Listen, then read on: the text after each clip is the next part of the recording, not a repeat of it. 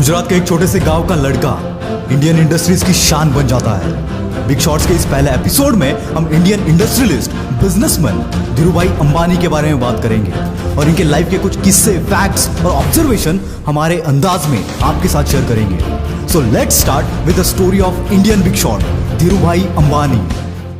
अपने 50 साल के करियर में धीरूभाई ने काफी उतार चढ़ाव देखे, पर किसी भी मुश्किल हालात के सामने यह बंदा झुका नहीं। हर मुश्किल का जवाब इस बंदे के पास था।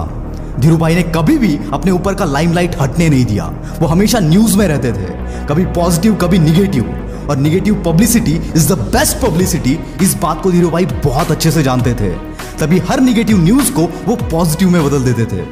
जो अखबार धीरूभाई के बारे में निगेटिव न्यूज छापते थे, उन्हीं अखबारों में धीरूभाई सबसे ज्यादा एडवर्टाइज देते थे। मैंने तो ये भी सुना है कि अखबार के जिस पेज में रिलायंस या धीरूभाई के बारे में निगेटिव न्यूज होती थी, उसका अगला पूरा पेज रिलायंस की एडवर्टाइज से भरा होता था। निगेटिविटी और निगेटिव न्यूज को कैसे यूज करना है, ये इस बंदे को बखूबी पता था।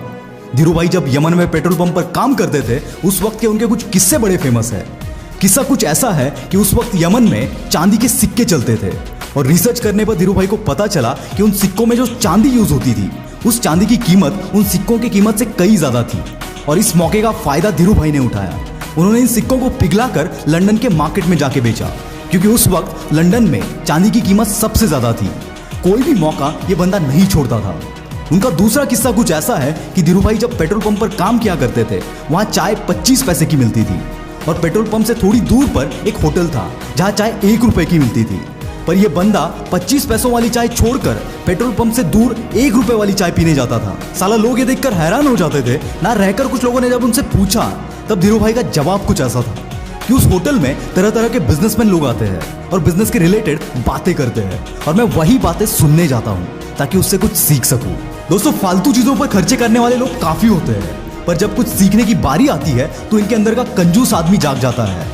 पर लेजेंड कभी भी खुद के दिमाग कर खर्चा करने में कंजूसी नहीं करते, क्योंकि वो नॉलेज की वैल्यू जानते हैं, और धीरूभाई भी उन्हीं में से थे।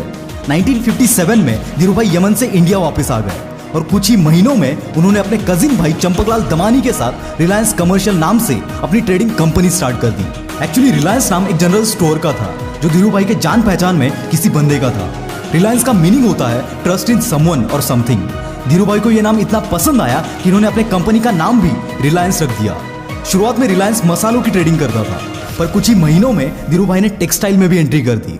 शुरुआत से ही धीरूभाई का विजन बहुत बड़ा था। वो रफ्तार से अपनी कंपनी को बड़ा करना चाह रहे थे।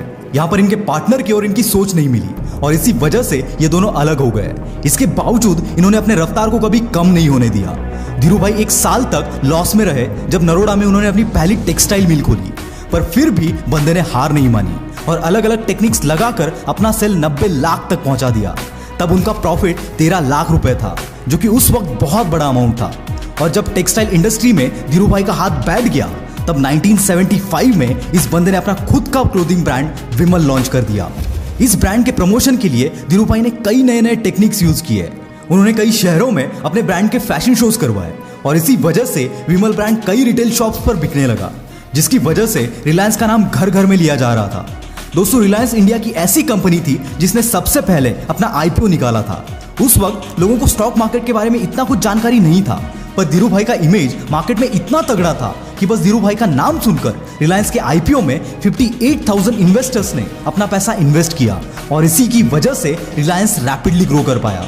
जब आप तरक्की के रास्ते पर होते हो, कामयाबी हासिल कर रहे होते हो, तब आपके बारे में नेगेटिविटी भी स्प्रेड होगी। लोग आपके बारे में गलत बातें भी करेंगे, पर अगर आपका सपना बड़ा है, तब इन्हें जवाब अपने तरक्की से देना चाहिए, और इस बात को धीरूभाई बहुत अच्छे से जानते थे।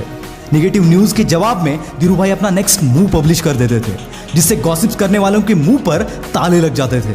जब धीरूभाई की डेथ हुई, तब रिलायंस इंडस्ट्रीज की वैल्यूएशन $25.6 बिलियन थी।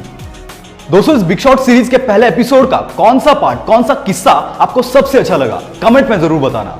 और अगर आपको ये वीडियो पसंद आया तो इसे अपने दोस्तों के साथ शेयर करना बिल्कुल मत भूलना। और दोस्तों, आगे आने वाले बिग शॉट सीरीज को मिस नहीं करना चाहते तो हमारे चैनल को सब्सक्राइब जरूर करना। This is Mangesh from the will power star. See you soon. Bye bye.